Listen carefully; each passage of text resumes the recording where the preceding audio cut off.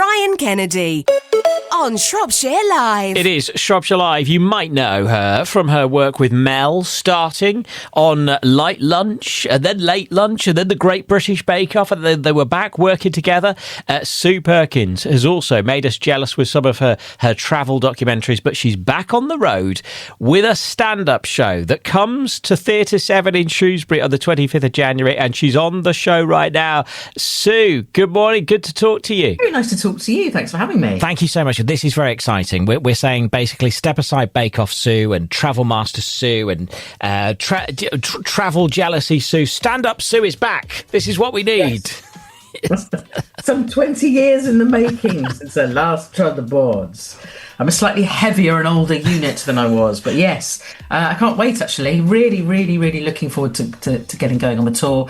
The road awaits. What's inspired you to come back to this then after such a long time? I just had a lot of material, I had a lot of stories, I had a lot of things that I wanted to say, and I think, each story, each anecdote, each sort of experience will always have its own medium, and a lot of these stories just weren't suitable for television. They weren't suitable for radio, so I was like, well, I'd like to go and tour, and we booked it in, and I didn't necessarily, you have to book these things quite far in advance. I knew I had all the material and stuff, but I was lucky enough to do a play in the West End, which was sort of about 20% improvised, and actually from doing that and really enjoying the crowd work and really enjoying being around people again in a live environment, it just made me even more enthused for this. So yeah, we did the tryouts, and yeah, it's kind of nerve-wracking, testing things out that have been on pads of paper for a while and thinking, is this going to work? And then when you hear that laughter, it sort of confirms to you you've not gone mad.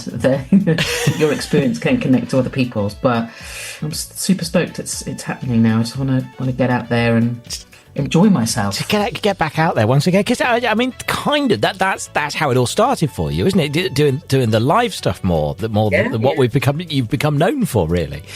Yeah, that was always my bread and butter for years, actually. I think our first TV gig was Light Lunch, and that was 97. Mel and I had been working for 4 years before that, and we'd made, whatever living we could from absolutely doing that, from the live world, the live circuit, from Edinburgh, from doing the festival every year, and then from touring, really tiny, great little art centres.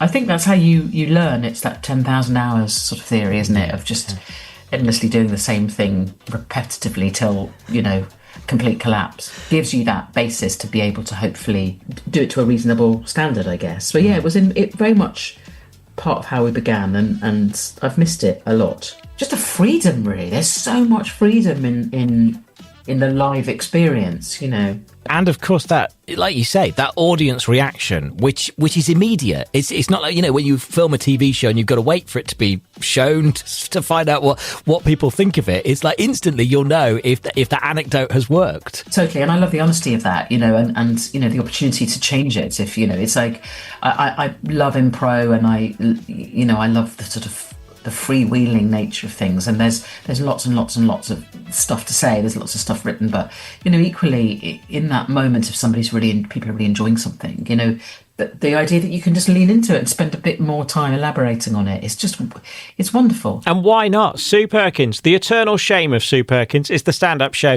Sunday 25th of January at Theatre 7 in Shrewsbury, and more from Sue in just a bit at Shropshire Live. Ryan Kennedy, weekday mornings from 10 on Shropshire Live. You mentioned the travelling. Of course, we've watched you do a lot of that. We've had lots of jealous moments of you, travelling around the world, as it were. Hopefully on this tour, none of the world's most dangerous roads or anything like that. Hopefully. I hope not. One never knows. Those potholes can be really... Oh. They can be dreadful, right? They could attack your car, can't they? At any time. Oh, they could cost you a fortune. On the subject of travel, is there anywhere else that you would love to go? Anywhere else that maybe even without the cameras this time? Oh, yeah, yes. There's always that. It's the greatest and the worst thing having a camera there, because the camera itself means you get incredible access to places, people that you'd never normally see where you were a tourist. The slight downside is that you have to constantly be contextualising the experience, going, I'm here in blah, blah, blah, doing this. So you can't actually get on and have the experience. No.